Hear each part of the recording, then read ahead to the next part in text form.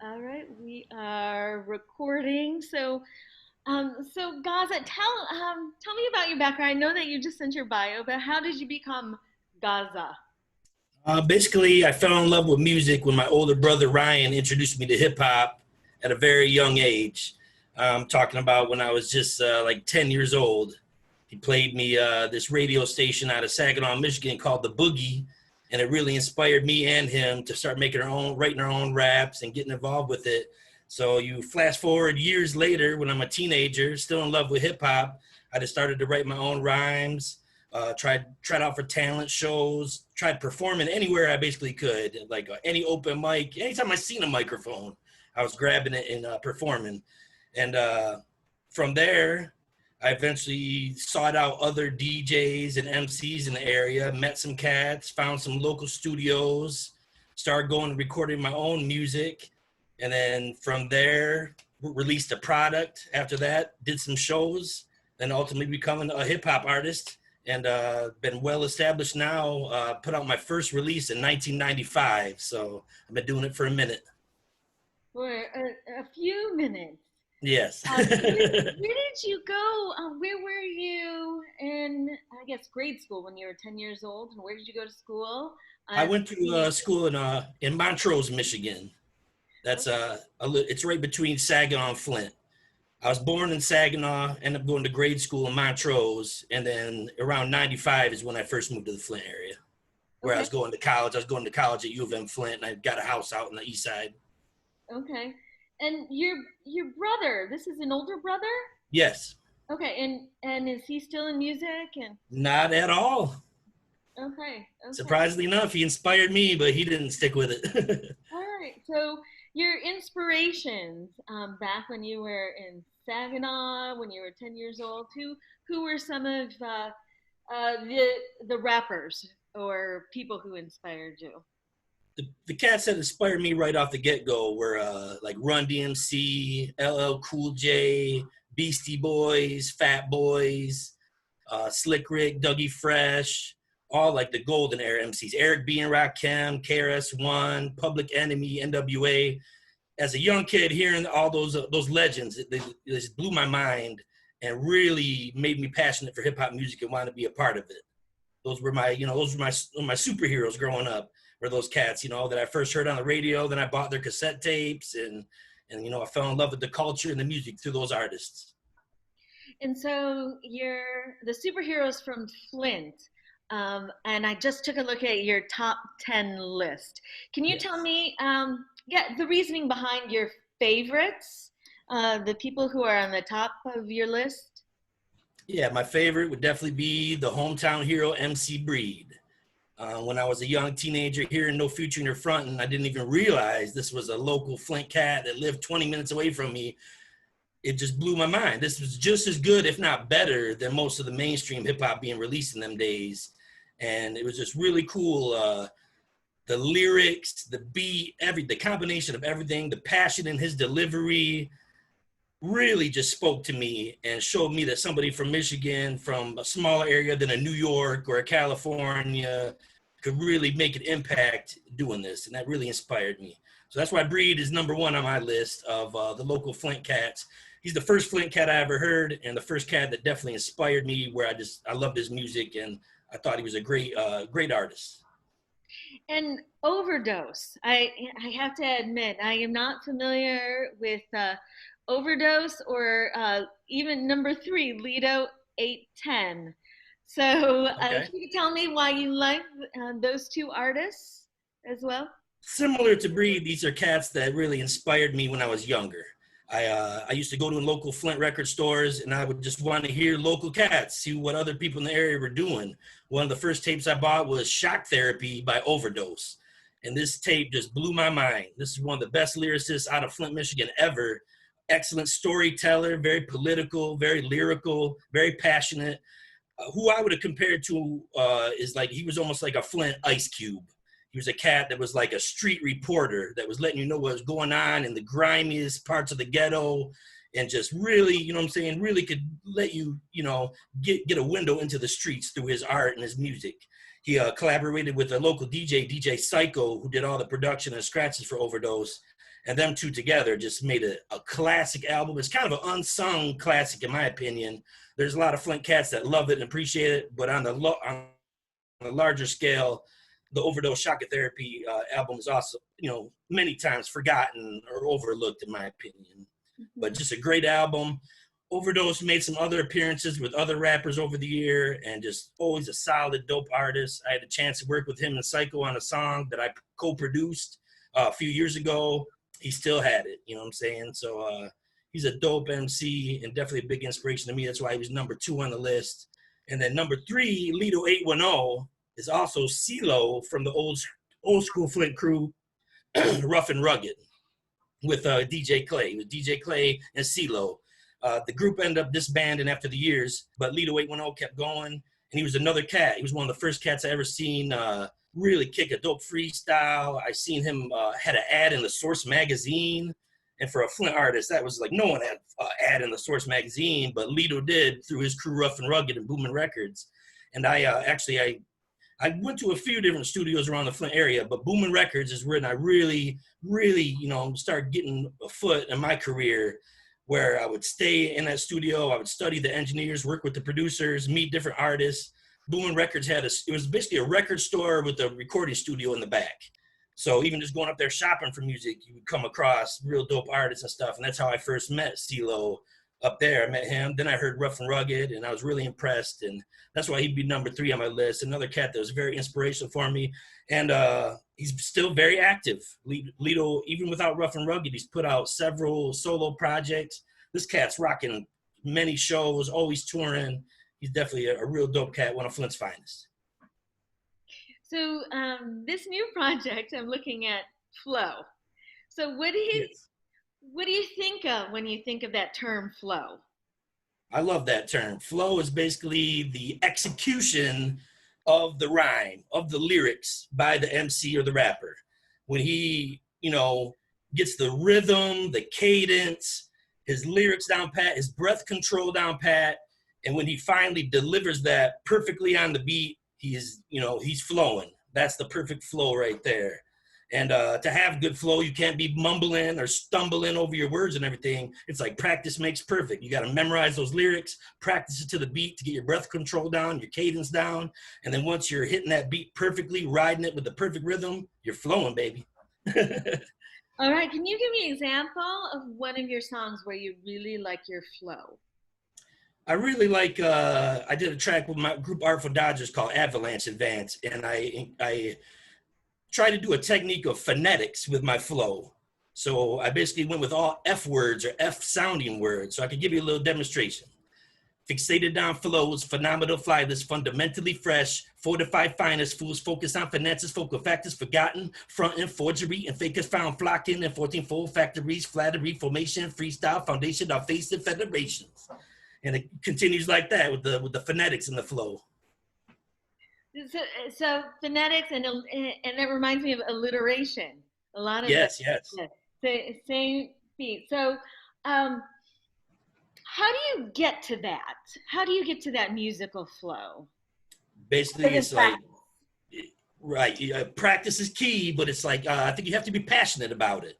You got to want to have something inside you that you want to express to the world. That's, basically I started writing lyrics to express myself, to get out feelings about life, frustrations, anger, all these type of things. And, by including my passion with the art form that I really loved, it just all came together. And through practicing, doing shows, grabbing that microphone anytime I could, just constantly rapping and flowing all the time.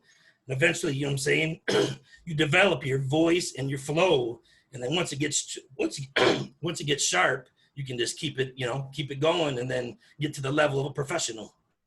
So, how long did it take you to develop that flow? Definitely years. Through my early teenage years, I was still learning. I felt like my lyrics were, amateurish. My flow wasn't that good. I had more of a almost an old school flow when I first started, because I was inspired so much by these old school cats.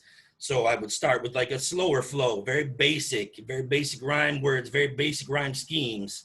And then building on that, getting comfortable with that, mastering that type of flow over the years, I would start trying different flows, add more syllables in, more words, different patterns, and just develop my style that way, just from basically experimentation and just having that drive to want to make new songs that sound original and different and nothing like I've done before. So through that, I think I've developed my flow, my lyricism to be more complex, have more syllables, a little faster, a little tighter, just from all the years of practice, shows, recording songs, all that. So you mentioned early on you were more old school. So Yes. what do you mean by that?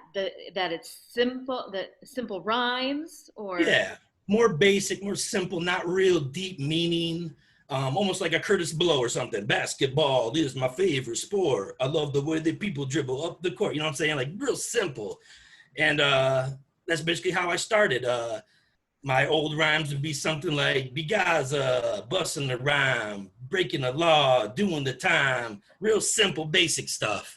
And then as I got older, I would just want to introduce new vocabulary in there, where I think the rhyme game is kind of like you don't want to ever sound like somebody else and be boring. So you're always constantly adding new vocabulary, new slang in there to elevate elevate your art and take it to the next level. And basically, I've always been really into the English language, English classes. I've always been into writing short stories, poetry, all that type of thing. And through my love of writing, that definitely helped me develop everything. so is that what you would tell to up and coming or aspiring rappers? Is I guess study the language more, take classes, Yes. or what else what other tips could you give them? Reading, what I'm saying, reading different authors, different books, different subjects, what I'm saying, building your vocabulary, building your understanding of what's going on in the world. Also movies, television shows, what I'm saying, you can soak that up like a sponge, all the different slang and vocab. And that's basically been my style. I'm like a pop culture vulture vampire that'll, I'll take a little bit here, a little bit there, and I put it into my hip hop mix. So old school, now that's like 80s and 90s, would you say? Yeah, to me, old school is like late 70s to late 80s. The late 80s.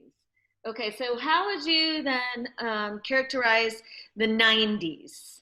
Not as 90s, middle school or uh, what is I that? guess I would call it like middle school or like golden era.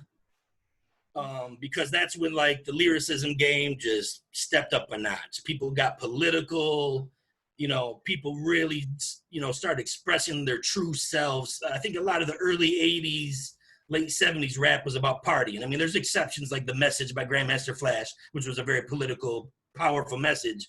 But I would say most of the artists in the old school were more party, more trying to be a little comical and clever that way. Whereas in the 90s, you started having cats, like KRS-One and NWA, and all these cats were getting real political and having a powerful, deep messages behind their music. And so like then the style of rhyme elevated too, with more vocabulary and, getting a little more deep and complex in what they're trying to express. Okay, so we're going through the decades Yeah. now. 2000s, how would you characterize that decade?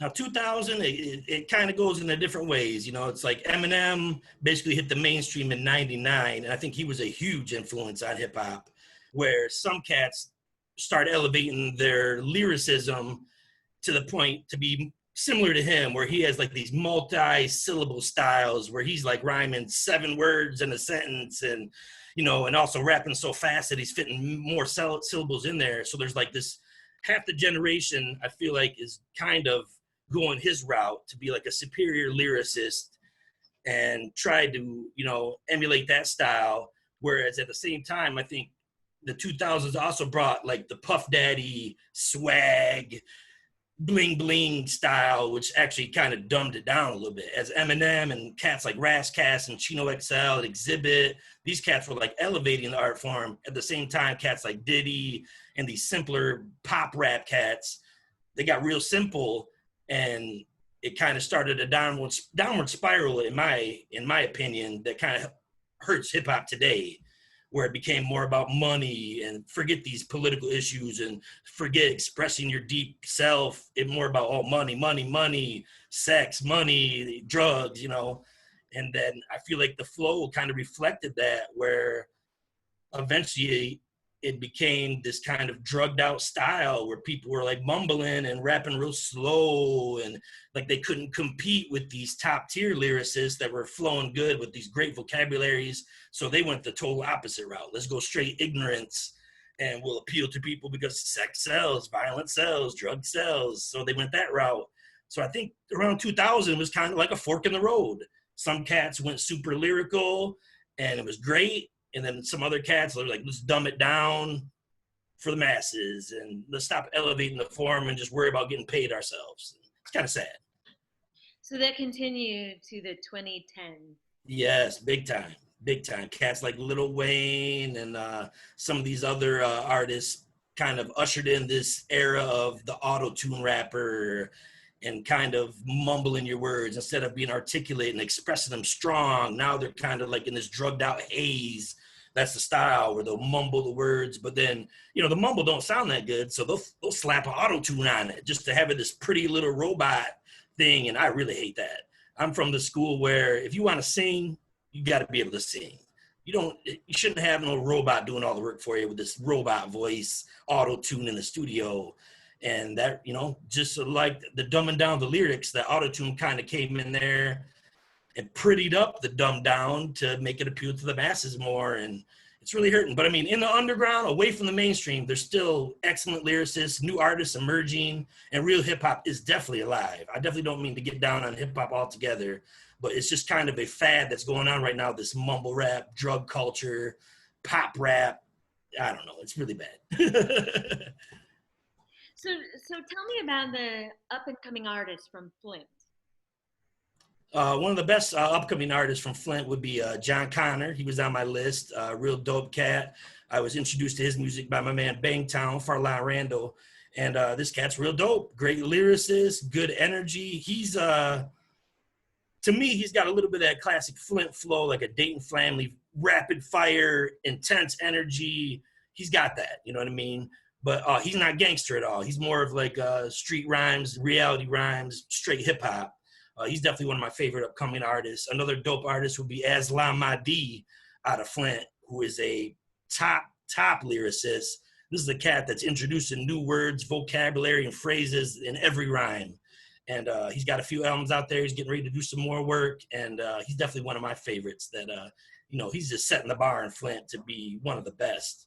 And unfortunately, he don't get enough love because he's not doing these poppy drug songs and, you know, commercial pop songs. He's doing straight hip hop, and he's keeping the flag waving high for real hip hop. And I love him for that. How about women rap artists? Flint's got some real dope ones. It's true. There's been dope female artists from the very beginning, going back to Roxanne Shante, MC Light, Queen Latifah.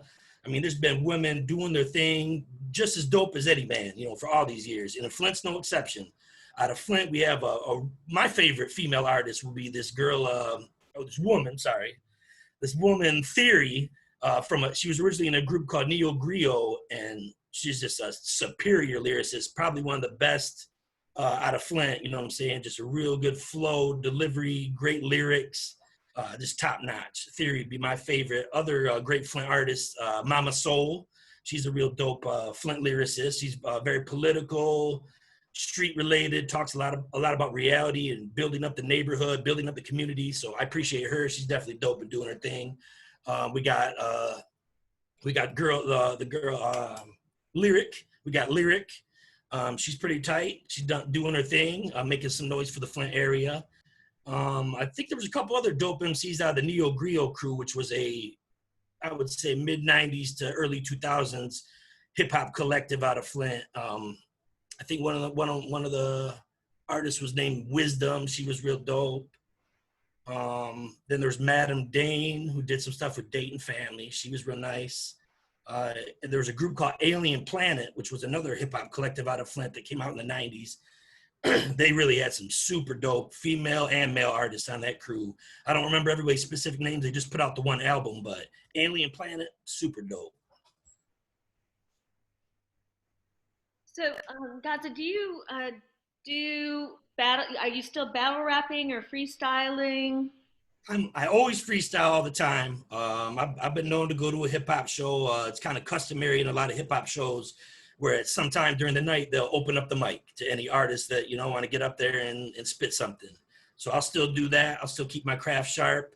I'll still hang out with some of my MC rapper friends. We'll have our own 360 freestyle cipher circle where we test each other and we work on it. I stepped away from the battle scene in the early 2000s, early in my career. I did a lot of battles. I was down in the Scribble Jam hip hop festival in Ohio, entered that battle. I did good. The Bedrock Lounge hip hop night in Flint that went on through the 2000s. I was in a lot of battles down there, all over. I used to love, I'm a great freestyler. Going off the top of the dome, creating lyrics right at the spur of the moment is one of my gifts. And I've always been great at, doing the battling because I was inspired by that. That's another thing that comes from the old school generation of hip hop is that competition, the battle competition. And, I love that. It's all love. There's no, bad feelings or nothing. It's just showing who's the top tier lyricist and who, stands out. So, I don't do any of this, formal battling anymore, but I'm always freestyling as a part of my writing and as part of my performing. So, we've talked about musical flow and how it's changed. Yes. Mental flow, like being in the zone, so to speak. Yes. How does one get in the zone as they prep to battle rap and as they prep to freestyle? You could put me into that world a little bit. Okay. Basically, like before a battle rap, you try to get that mental flow by thinking confidently. You kind of study what's going on in the battle. If your opponent had a couple rounds against other adversaries earlier in the night, study what they were doing. Kind of make mental notes. If they got a silly name, try to brainstorm inside your mind on something you could come up with the play off of that. It's like almost like getting your ammunition ready for the battle. Oftentimes I'll do that. I'll be standing to the side, not really paying attention to what's going on in the room with all the spectacle. I'll be in my mind thinking of what I'm going to say to these cats in a little bit. Just, at least phrases that go off of. I never would think of a whole rhyme at a time, but I think of a good punchline, which is basically kind of like a clever jab to the artist. I'll think of at least one punchline, and going off that, I would be able to just keep going, keep flowing. But that's a big part of my performing is that first line. If I'm doing a song that I recorded, as long as I got that first line, I'm good. I'll say that first line and then the flow starts and just kicks it right off. And it's kind of the same for battling. I come in, pissed off and just hit that guy with one good punchline, and that just opens me up and just, keep going. A lot of it's about confidence and just, kind of having things organized in your mind where it's like you're not stumbling over being nervous or thinking too much. It's like you almost have to free your mind of, any type of obstacles and keep, you're thinking of punchlines to throw at them, but at the same time, you're keeping your mind empty so you can just, for me, freestyling is more off the top of the head than trying to recall something. You know what I mean? You're just really just flowing. You get that mental mind state where you just, it's hard to describe. So, what is that process like to get in? Do you have to be in a quiet space or loud space, or when have you, I guess, analyzed how to get to that? I guess I would say more of a quiet side space than like the main stage loud space, because in a way you're kind of collecting your thoughts and you're not trying to be too distracted or caught up in the situation. So even like for songwriting, a lot of time I'll write in a quiet room by myself as opposed to bumping it to a beat or whatever. I just find that when my mind is clear and I can just flow so freely, the best lyrics will come out of me. And I'll even freestyle when I'm writing a rhyme. Yeah, I might knock out my first bars, but once those first bars were going, I'll wrap them in my mind and then I'll freestyle to come up with the next ones and just continue like that till the song is done. So a lot of times, like a quieter space, I recommend for collecting your thoughts and getting your mental flow correct. So a quiet space. Do you go through any other procedures in order to get to that mental state? Do you like drink water or meditate Yeah, I mean, or that, any tricks yeah, that you found yourself like going through to get to that point? yeah, definitely. I'd say staying hydrated and comfortable is definitely important. You got to be comfortable. You got to be breathing. You can't be too nerved up. And what I'm saying, breathing and being comfortable in the situation to me is huge. That's a big part. You got to be comfortable in that space. Even hanging out at the venue where a battle or something's going on an hour or so prior to the battle, just to be comfortable in that space. I like doing things like that. I like going to a venue, walking out on stage before the crowd's there, just to kind of get a feel for it, that type of thing. Um, and I mean, I don't want to be a big pusher of what I do, but I'll smoke a little herb here and there too, to unwind and get loose and maybe have a beer or something too. Never overdo it, never get drunk, never get fully intoxicated. That's a horrible idea. I've seen that go wrong a million times. But just getting a little loose, that ain't bad either. I might do that a little bit, but in moderation and under supervision. So you mentioned that you work on the words and the lyrics Yes. first before the beat. Yes. Usually, is that how it goes? If you can take me through that process of how it becomes words into a song. Okay. Or single. Basically, sitting down with the pad and paper, quiet space, either like at my place of work on a break or at home when I'm just hanging out, and I'll start writing. A lot of times I'll hear a word or a phrase from TV or another song that'll kind of get me going on my first word. After that, I'll just keep writing, and I'll write without any ideas of a song. I'll just get all the lyrics down. And then years later, not years later, but times later, when I have I'll have like a stack of all these rhymes that I wrote without beats. Then I'll start to make my beats, figure out which beats I like the most that I want to rock over, and then I'll go through and cherry pick them, which ones I like the best. And then after I selected all the beats I want to use, I'll decide what song I want to do on them, what lyrics I'll use on them. So I'll dive back in that pile that I wrote with no beats or nothing, and I'll test some of them. I'll try out these lyrics on this beat, see if it works. If it works good, I'll go with that. And also I'll try to, sometimes beats will give me an idea for a subject matter or a vibe or a tone of a song. And I'll look for a lyric in my stack that kind of has a similar vibe, a similar tone. And if I have something that fits on there, I'll try it out. It flows good, bam, perfect connection. So like a lot of time, my songwriting process goes that way. I'll have lyrics first, make some beats, find the beats that I'm feeling, and then combine the two, bring them together. And where do you get your beats? I make my own beats. I came up going to the studios. I watched cats like DJ Psycho, DJ Physics, Bangtown, studied their craft, watched all them. They're basically all true school hip hop, producers where they did a lot of sampling. I would watch them get the most obscure record you could find. They would take a tiny little section of it, you know what I'm saying, and build a beat over that and just make these beautiful beats that were their own entities, taking the sample out of context. And I just love that. I mean, that's hip hop, taking two turntables to make a beat and rhyming over it.